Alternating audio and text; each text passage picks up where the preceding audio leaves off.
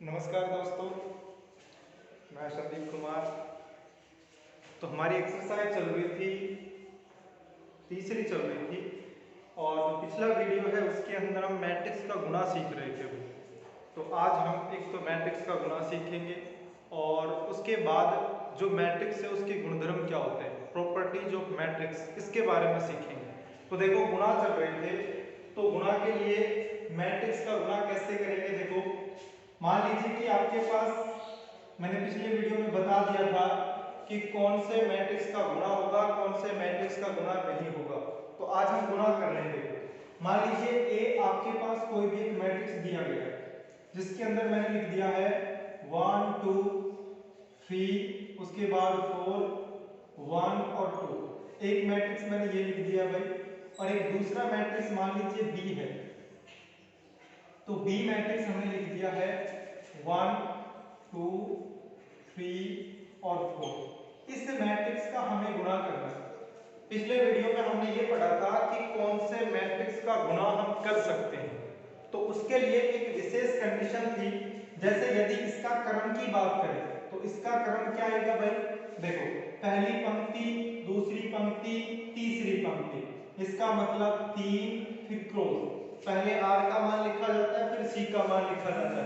यदि हम बात करें कॉलम, तो पहला कॉलम, ये दूसरा कॉलम, इसका मतलब है कि ये 2 गुणा 3 क्रम का एक अवयव है, एक मैट्रिक्स है। इसकी बात करें तो यहाँ पे देखो स्पष्ट तरीके से दिखाई दे रहा है कि सर 2 तो इसके अंदर पंक्ति है और 2 इसके अंदर क्या है, कॉलम है। तो ये 2 गुणा 2 का एक मैट्रिक्स होगा। ठीक है। अब देखो, मैंने पिछले वीडियो में बताया था कि किनका गुणा कर सकते हैं हम। जैसे मान लीजिए कि हम ए बी हमें निकालना है, मतलब ए का गुणा बी से करना है। तो देखो, इसका क्रम है 3 गुणा 2 और इसका क्रम है 2 गुणा 2, और 2 मैट्रिक्स का गुणा तब कर सकते हैं तब आपके पास ये दोनों बराबर हो गए। अगर ये दोनों बराबर नहीं होंगे तो हम मैट्रिक्स का गुणा नहीं कर सकते। तो ये दोनों बराबर होना बहुत जरूरी है। इसका मतलब है कि जो पहला मैट्रिक्स है उसकी तो स्तंभ और जो दूसरा मैट्रिक्स है उसकी पंक्ति बराबर होनी चाहिए। मतलब पहले का कॉलम और दूसरे की पंक्ति, ये दोनों बराबर होने चाहिए, तभी आप 2 मैट्रिक्स का गुणा कर सकते हो, अन्यथा 2 मैट्रिक्स का गुणा नहीं होगा। ये विशेष कंडीशन है। अच्छा, इसके अलावा जो बच गए, देखो एक तो 3 बच गया, एक 2 बच गया, यानी मैं बात करूं कि सर 3 फिर गुणा और 2, यहां से 3 बच गया, यहां से 2 बच गए। तो ये आया है, ये एक मैट्रिक्स का क्रम है। जो हमारा आंसर आएगा, यानी जो हमारा उत्तर आएगा, यानी जो 2 मैट्रिक्स का गुणा करने पर जो एक नया मैट्रिक्स आएगा उसका क्रम होगा 3 गुणा 2, मतलब उसके अंदर 3 पंक्ति होंगी और 2 क्या होंगे, कॉलम होंगे। ठीक है। तो ए मैट्रिक्स मैंने ये मान लिया, बी मैट्रिक्स मैंने ये मान लिया। अब हम गुणा करना सीखेंगे। देखो, गुणा बहुत इंपॉर्टेंट है। अगर आपने गुणा नहीं सीखा है तो इस एक्सरसाइज में से एक क्वेश्चन 2 नंबर का आएगा, वो आप नहीं कर पाओगे भाई। तो आप मैट्रिक्स का गुणा सीखना बहुत जरूरी है। देखो, पहले ए है, उसके बाद बी है। और एक बात और भी बताई थी कि ए का गुणा बी से और बी का गुणा ए से ये हमेशा बराबर नहीं होते हैं। जैसे 2 का गुणा 3 से करोगे 6 आएगा, 3 का गुणा 2 से करोगे 6 आएगा, लेकिन इसमें ऐसा नहीं होता है। ए का गुणा बी करोगे, ए का गुणा बी से करोगे अलग आएगा, बी का गुणा ए से करोगे तो अलग आएगा।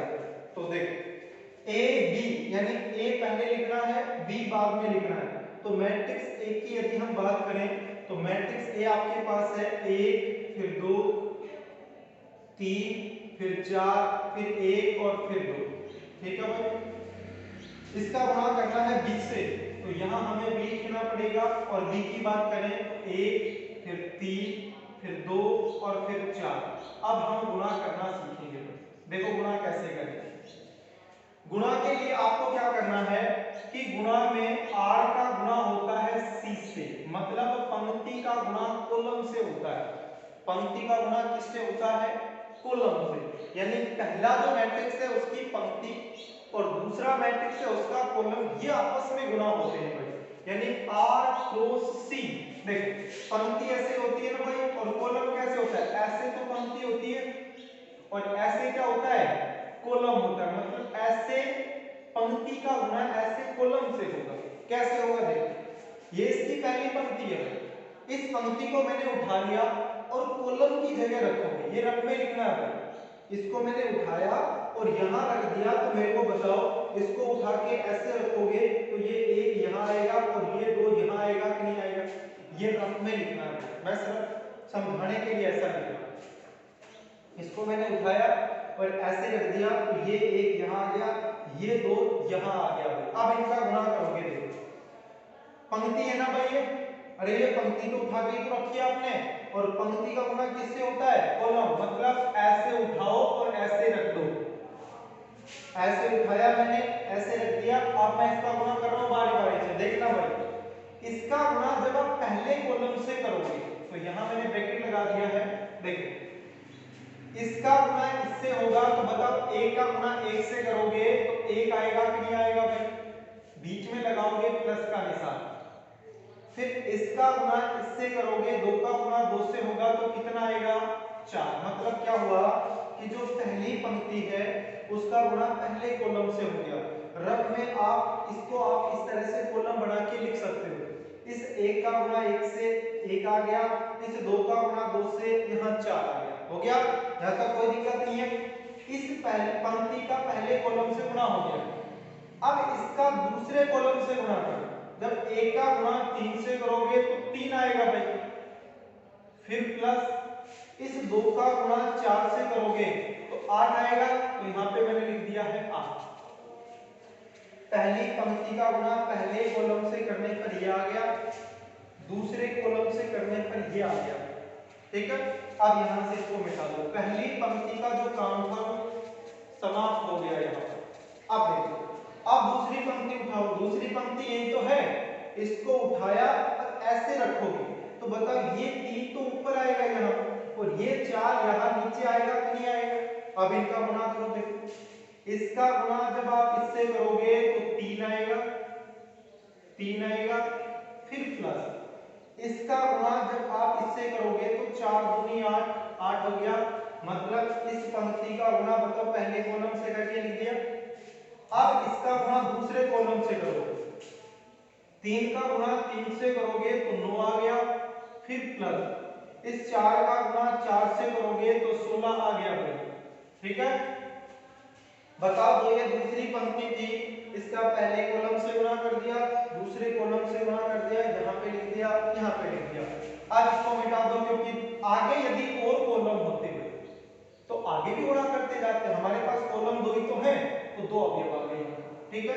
अब इसको मिटा दिया, अब तीसरी पंक्ति को उठाओ और यहाँ रख दो, यानी 1 यहाँ आ जाएगा और 2 यहाँ आ जाएगा भाई। इसको उठा के और ऐसे ही तो रखोगे, पहले कॉलम से गुणा करोगे 1 गुणा 1 1, फिर प्लस 2 गुणा 2 करोगे 4। इस तीसरी पंक्ति का पहले कॉलम से गुणा हो गया। ऐसा मत करना कि इसका गुणा इससे भी कर दो, इसका गुणा इससे भी कर दो, नहीं, इसका गुणा इससे ही होगा, इसका गुणा इससे ही होगा। इसका गुणा जब आप इससे करोगे तो 3, फिर प्लस इसका गुणा जब इससे करोगे तो 4 दूनी 8 हो गए, और यहां से आप ब्रैकेट बंद कर दो, ये ब्रैकेट बंद कर दिया, ठीक है। तो ब्रैकेट बंद कर दिया तो यहाँ पे देखो हमारा आंसर आ जाएगा। हमारा आंसर क्या आया, ये देखो 4 + 1 करोगे तो 5 आ गया, उसके बाद 3 + 8 करोगे तो 11 आ गया, 8 + 3 करोगे तो यहाँ पे भी 11 आ गया, 16 + 9 करोगे तो ये 25 हो गया भाई, 4 + 1 करोगे तो 5 हो गया, और 8 + 3 करोगे तो 11 हो गया। ये हमारा आंसर आ गया। एक आंसर के लिए मैंने ये भी बताया था कि मैंने पहले ही बता दिया था कि इसका क्रम क्या आएगा। इसका क्रम आएगा 3 × 2, इसका क्रम आएगा 3 × 2। एक बार चेक करके देखो कि सही है या फिर गलत है। तो देखो पहली पंक्ति, दूसरी पंक्ति, तीसरी पंक्ति, 3 पंक्ति, 2 कॉलम होने चाहिए, पहला कॉलम, दूसरा कॉलम, तो बताओ 3 गुना 2 का क्रम आया कि नहीं आया? अच्छा, एक बार फिर से मैं गुणा बता रहा हूं। पंक्ति का गुणा कॉलम से होगा भाई, पंक्ति का गुणा किससे होगा? कॉलम से होगा। आप देखो कैसे, पहली पंक्ति को उठाओ और ऐसे रख दो, पहली पंक्ति को उठाओ और ऐसे रख दो, तो इसका गुणा इससे हो गया, यहाँ पे जो आया इससे हो गया, ये आ जाएगा। फिर इसका दूसरे कॉलम से करोगे तो 3 आ जाएगा, यहाँ पे लिखा इसका गुणा होगा तो ये आ जाएगा। फिर दूसरी पंक्ति को लिखो यहाँ, फिर तीसरी पंक्ति को लिखो यहाँ, सोल्व करोगे ये आ जाएगा। अगर समझ में ना आए तो इस वीडियो को दोबारा से देख लेना, ठीक है? अगर मैं बार बार रिपीट करूंगा तो वीडियो थोड़ा लंबा हो जाएगा, ठीक है? तो यहाँ तक कोई दिक्कत नहीं है। अच्छा, हमने जोड़ सीख लिया, घटा सीख लिया और गुणा सीख लिया। अब हमें क्या करना है कि हमें मैट्रिक्स के गुणधर्म सीखने, यानी प्रॉपर्टीज ऑफ मैट्रिक्स। मैट्रिक्स की क्या क्या प्रॉपर्टी है, यानी मैट्रिक्स के गुणधर्म, यानी मैट्रिक्स की प्रॉपर्टी, मैट्रिक्स के गुणधर्म। गुणधर्म का मतलब इसके अंदर कौन कौन से गुण होते हैं। देखो मैट्रिक्स के बहुत सारे गुणधर्म हैं, कुछ इंपॉर्टेंट हैं, जो इंपॉर्टेंट हैं उनको हम पढ़ रहे हैं। जब हमारी ऑफलाइन क्लास होगी तो हम एक एक प्रॉपर्टी लिखवाएंगे। अब यहाँ पे जो उपयुक्त है, जो ज्यादा इंपॉर्टेंट है, वो मैं प्रॉपर्टी करवा रहा हूँ। देखो पहली प्रॉपर्टी आपको याद क्या रखनी है।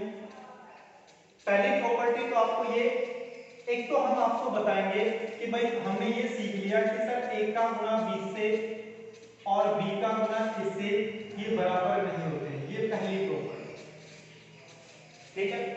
दूसरी प्रॉपर्टी हम परिवर्त के बारे में पढ़ेंगे। किसके बारे में पढ़ेंगे? परिवर्त। परिवर्त को इंग्लिश में ट्रांसपोज बोलते हैं। क्या बोलते हैं? ट्रांसपोज। ट्रांसपोज, ट्रांसपोज बोलते हैं परिवर्त हिंदी में, और इसको टी से लिखा जाता है। किससे लिखा जाता है? टी से। इसको समझना, ये परिवर्त है क्या? परिवर्त का मतलब होता है कि पंक्ति को कॉलम में बदलना, यानी जो पंक्ति दी गई है उसको आप कॉलम में बदल दो। मान लीजिए कि आपको एक मैट्रिक्स दिया गया है A, और इसके अंदर हमें ये लिख दिया कि 1 4 7 और 5। अगर इसका ट्रांसपोज निकालना है, ट्रांसपोज का मतलब है यदि इसका परिवर्त निकालना है तो इसको A और इसकी पावर T लिख दिया, मतलब A मैट्रिक्स का परिवर्त निकालना, A मैट्रिक्स का ट्रांसपोज निकालना। तो कैसे निकालेंगे? देखो आपको कुछ ज्यादा नहीं करना है, जो आपके पास पंक्ति दी गई है, जो आपके पास पंक्ति दी गई है उसको कॉलम में बदल दो। मतलब क्या हुआ कि जो ऐसे लाइन है पंक्ति, उसको कॉलम में बदलना है, उसी को हम ट्रांसपोज परिवर्त बोलते हैं। पंक्ति को कॉलम में बदलना या कॉलम को पंक्ति में बदलना, बात एक ही है। कैसे? जैसे 1 4 है ना, ये पंक्ति है ना भाई, इसको कॉलम में बदलना है तो 1 और 4 लिखो। 1 4 पहले पंक्ति थी, इसको ऐसे बदल दोगे तो ये कॉलम हो जाएगा, ठीक है? 7 और 5 ये पंक्ति है, इसको हमें किस में बदलना है? कॉलम में बदलना है। तो 7 5, तो यहाँ 7 आ जाएगा, यहाँ 5 आ जाएगा, तो ये एक का ट्रांसपोज हो गया, ठीक है? अच्छा, इसमें एक बात और ध्यान रखनी है कि यदि एक का ट्रांसपोज है, यानी एक को परिवर्त कर दिया आपने और इसका फिर से आप परिवर्त कर दोगे, यानी फिर से इसका ट्रांसपोज निकाल दोगे, एक बार परिवर्त और फिर दोबारा से परिवर्त करोगे तो फिर से पहले वाला ही आ जाएगा। मतलब एक का ट्रांसपोज और फिर उसका भी ट्रांसपोज करोगे तो फिर किसका मान आ जाएगा? एक का मान आ जाएगा। कैसे? देखो इससे हम याद करके देखते हैं। एक की पावर t है, इस एक की पावर t का आप फिर से ट्रांसपोज करना भाई। एक की पावर t है, इसका फिर से ट्रांसपोज कर रहे हैं, फिर से हम परिवर्त कर रहे हैं। तो परिवर्त करने का फिर से एक ही तरीका है, जो पंक्ति दी गई है उसको कॉलम में बदल दो, जो ऐसे लाइन है उसको सीधी खड़ी रेखा में कर दो। देखो 1 7 है, तो अब क्या करोगे? इसको उठाओ और ऐसे रख दो 1 7, इसको उठाओ ऐसे रख दो तो यहाँ पे आ गया 4 और 5। तो मेरे को ये बताओ, जब हमने इसकी वैल्यू निकाली तो ये बताओ एक का ट्रांसपोज और फिर इसका ट्रांसपोज करने पर ये मैट्रिक्स आया, और ये मैट्रिक्स मेरे को बताओ A के इक्वल है कि नहीं है भाई? 1 4 7 5। मतलब क्या हुआ, यदि कोई मैट्रिक्स का दो बार ट्रांसपोज कर दें, दो बार परिवर्त कर दें, तो फिर से वही मैट्रिक्स आ जाता है। ठीक है, तो एक गुणधर्म तो AB is not equal to BA। दूसरा गुणधर्म हो गया कि परिवर्त यानी ट्रांसपोज T। ठीक है, क्या करना है इसमें? पंक्ति को कॉलम में बदलना बस। उसके बाद तीसरा गुणधर्म देखो। तीसरा गुणधर्म होता है, एक तो होता है सममित और एक होता है विषम सममित। एक तो होता है सममित और एक होता है विषम सममित। विषम सममित, अब ये क्या होता है ये देखो, एक होता है सममित और एक क्या होता है विषम सममित। देखो इसको यदि इंग्लिश में बात करें तो इसको स्टर्म मैट्रिक्स बोलते हैं। ठीक है, और यदि इसकी बात करें तो इसको इंग्लिश में